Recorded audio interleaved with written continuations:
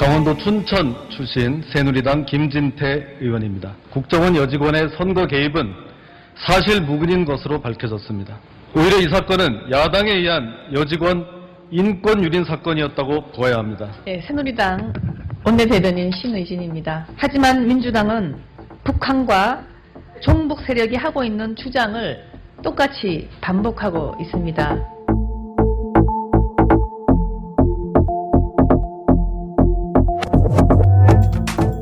공정한 방송이 있다면 국정원 선거 개입의 진실을 바로 알리고 꾸짖을 것입니다. 국민TV는 이래서 필요합니다. 미디어 협동조합 조합원이 되어주십시오. 국민TV 홈페이지에서 가입하실 수 있습니다.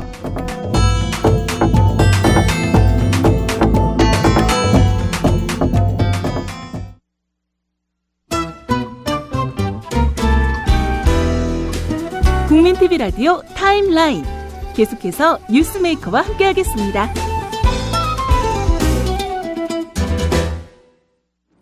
네, 정부의 세법 개정안 발표 이후 야당 이 세금 폭탄이다 이렇게 반발을 하고 있습니다. 이런 가운데 도리어 시민사회단체 그리고 복지 전문가를 중심으로 증세 논의를 본격화해야 된다 이런 목소리가 있습니다. 박근혜 정부의 증세 없는 복지 정책으로는 세수 확보에 왜곡이 생기고 복지 정책에 대한 거부감이 커지고 있기 때문인데요. 증세를 통해서라도 필요한 세원을 확보하고 또 투명하게 예산을 집행하는 것이 국민 신뢰를 얻는 길이다. 이게 이분들의 주장입니다. 그중에 한 분입니다. 오건호 내가 만드는 복지국가 공동위원장 만나보겠습니다. 오 위원장님 나와 계시죠? 예, 안녕하세요. 예, 내가 만드는 복지국가. 좀 청취자들 생소할 수도 있겠는데 어떤 단체입니까? 예, 저희는 지금 1년 반 됐습니다. 작년 2월에 발족했고요. 지난 한 2, 3년 동안에 저희 대한민국 복지 논쟁을 보면서 아무래도 정치권이 복지 논의를 주도했죠. 예. 그런데 대한민국이 복지국가가 되기 위해서는 결국은 복지를 바라는 시민들이 주인공이 돼야 된다. 이런 풀뿌리 복지국가 운동을 저희가 지향하면서 만들어졌고 활동하고 있는데 얼마나 잘하고 있는지 모르겠습니다. 예, 1년 반 정도 되셨군요. 예. 네, 어제 박근혜 대통령 그 세법 개정안 원점 재검토하라 이렇게 지시를 했습니다. 예. 뭐 정작 본인이 다 보고받고 발표한 것일 텐데 이런 태도를 보이고 있어서 좀 무책임한 거 아니냐 이런 여론도 있습니다. 어떻게 보십니까? 그 세법 개정안은 나라의 한 해 수입의 총량을 결정하는 설계도죠. 예. 그래서 정부가 1년 동안 준비해서 정기국회 전에 이제 국민들 그리고 국회에 제출하는 겁니다. 그러니까 국정 운영에서 굉장히 중요한 일이죠. 근데 이게 며칠 만에 다시 원점으로 되돌아갔다는 건 대단히 뭐 국정 운영의 미숙함 같은 것들을 느끼지 않을 수밖에 없고요. 예. 그러면서 사실 불안합니다. 그런데 또 국민이 여론이 워낙 또 비판 여론이 거세지니까 그걸 반영해서 다시 수정 검토하는 건 또 어떻게 보면 다행이라고 볼 수도 있습니다. 예. 불행 중 다행이다 이렇게 볼 수 있겠네요. 예.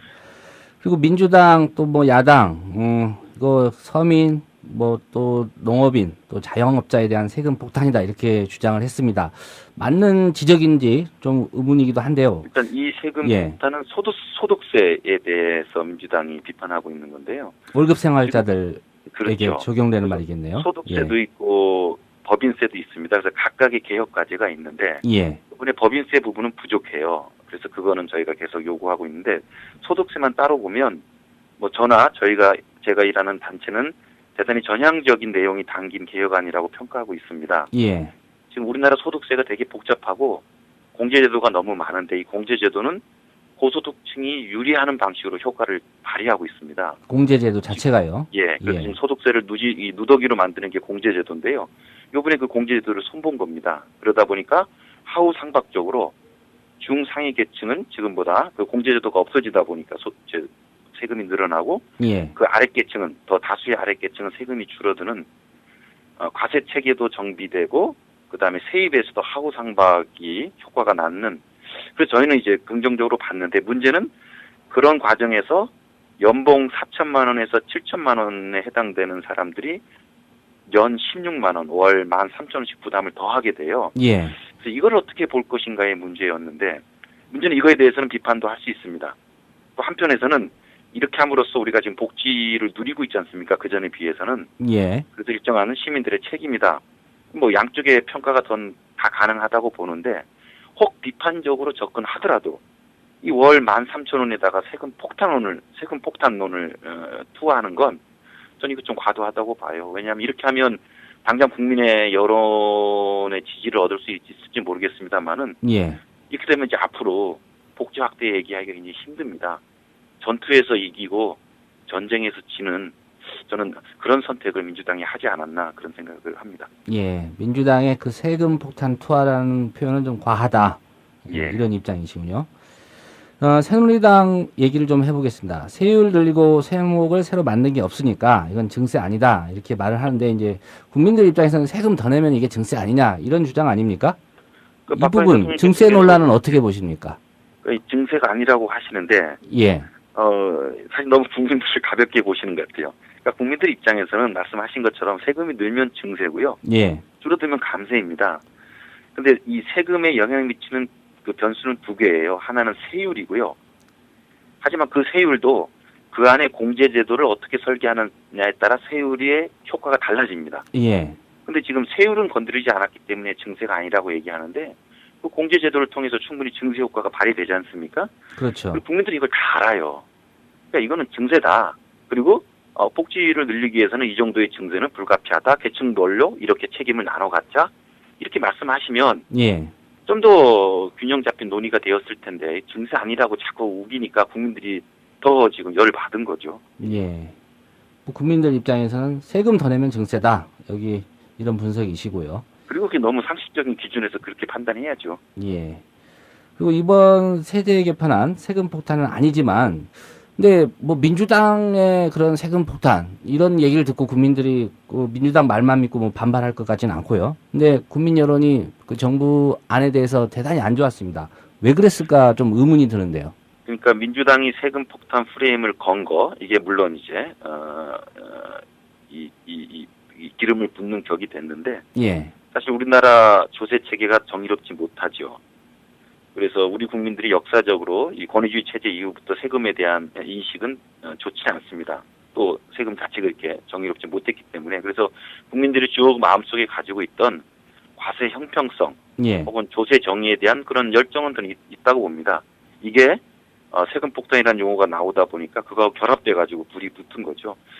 그래서 이번에 국민적 반발은 제가 세금 폭탄론에 대해서는 유감입니다만은 한편에서는 조세 정의에 대한 국민들의 열정이 강하다. 예. 이 열정을 어떻게 생산적인 에너지로 끌어갈 것인가 뭐 그런 고민을 던져준 것이라고 봅니다. 예. 그 박근혜 대통령의 원전부터 재검토하라 이 지시, 이걸 놓고는 또 이렇게 되면 복지, 그나마 뭐 좀 만들려고 했던 복지 공약 중에 이게 또 축소되는 것 아니냐 이런 우려의 목소리도 있습니다. 이 부분은 어떻게 보고 계십니까? 이번에는 세법이기 때문에 뭐 복지 지출을 다루진 않겠죠. 근데 이제 이 세법 개정안이 끝나면 예. 예산안은 지출을 다루게 됩니다. 아까 전투에서 이기고 전쟁에서 졌을 수 있다고 얘기하는 건 이제 저희 시민사회나 야권에서 복지를 늘린다고 얘기했을 때 정부에서 혹은 보수 세력이 어떻게 얘기하겠습니까?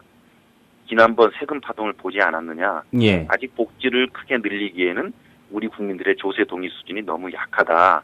국민의 눈높이로 가자.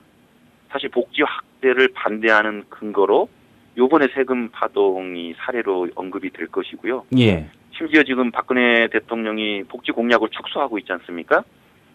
이것 때문에 굉장히 이제 어려움을 겪고 있는데 이 복지 공약 축소에 어떠한 명분 논리까지도 제공했다고 저는 봅니다. 예. 그런 면에서 안타깝죠. 예.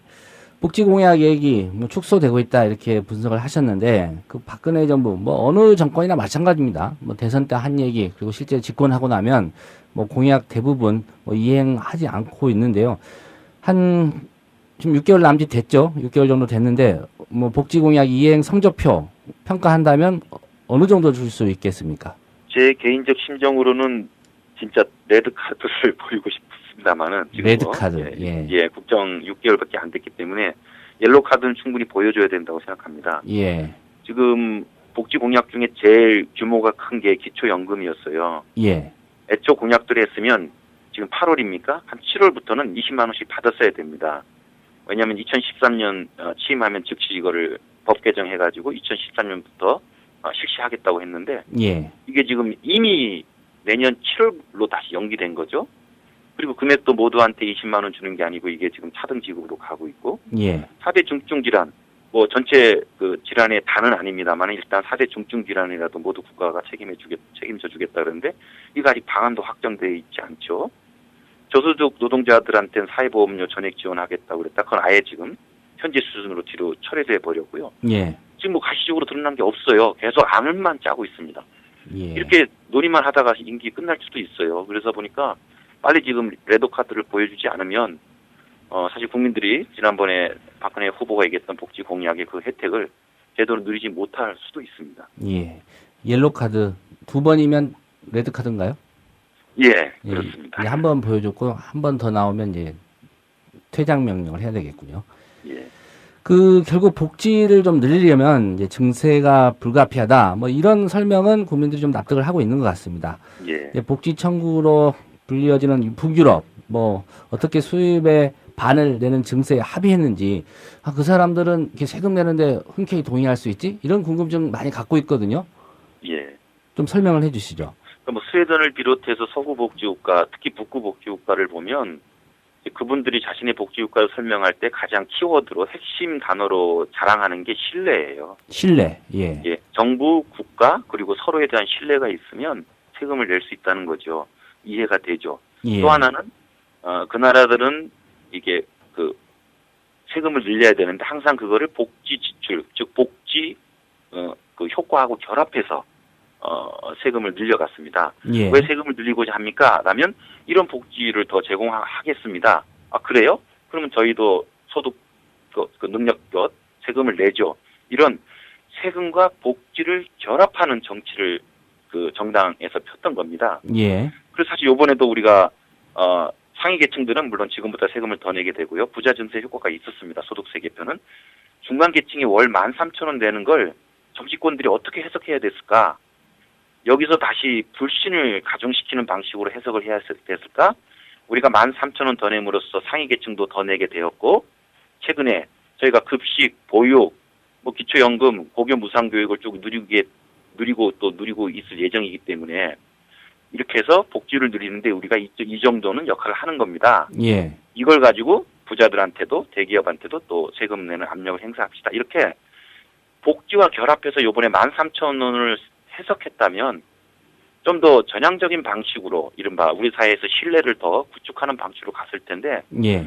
우리 정치권이 이번에 역시 좀 과거 방식으로 13,000원을 해석하지 않았느냐. 즉 서구 정치권이 세금을 해석하는 거와는 다른 방식으로 접근했기 때문에 사실 이제 뭐 부정적인 방향으로 흐르고 있다고 보고요. 서구 정치에서 준 교훈을 잘 되살려 봐야 된다고 봅니다. 예. 뭐 국민들이 감내할 수 있는 수준이다. 뭐 이런 얘기도 했었고요. 뭐 전 정권에서 또 세금 냈더니 사대강에다 퍼부은 거 아니냐. 뭐 이런 신뢰라는 측면에서 그런 신뢰가 좀 없는 것도. 그러니까 이 13,000원을 박근혜 정부가 아무리 설명해도 국민들의 신뢰를 얻을 수는 없습니다. 예. 결국은 이거를 시민사회나 야권이 어떻게 해석하고 또 어떤 방향으로 더 지향해야 될까? 사실 그런 면에서 저는 뭐 박근혜 정부의 해명이나 설명은 그렇게 국민들한테 중요하다고 생각하지는 않고요. 이런 보편복지를 지향하는 사람들, 주체들이 이거에 대해서 좀 더 전향적인 해석을 했었어야 되지 않았느냐 그런 아쉬움이 있죠. 예. 해석의 문제도 좀 있었고요. 예. 그 증세가 복지를 확대하기 위해서는 필요하다. 이런 인식은 이제 차츰차츰 뭐 국민들 사이에서도 퍼질 것 같은데요. 예. 우선적으로 지금 뭐 월급쟁이나 서민 이런 분들 주머니 터는 것보다 우선적으로 좀 증세가 필요한 부분 어떤 부분이라고 보십니까? 우리나라 그 세입에서 다른 나라도 마찬가지입니다. 세목 3총사가 있습니다. 부가가치세, 소득세, 법인세. 예. 사실 이 세 가지 세목이 전체 세수의 한 4분의 3을 차지해요. 75% 정도요. 예. 그래서 사실 이 세 세목을 어떻게 다룰 건가의 문제인데 지금 요번에 확정되진 않았습니다만은 요번 세법 개정안 중장기 방안에 보면 부가가치세 인상 분위기가 솔솔 거기에 담겨 있습니다. 예. 이건 간접세이고 역진적 효과를 가지고 있기 때문에 이건 부적절하고요.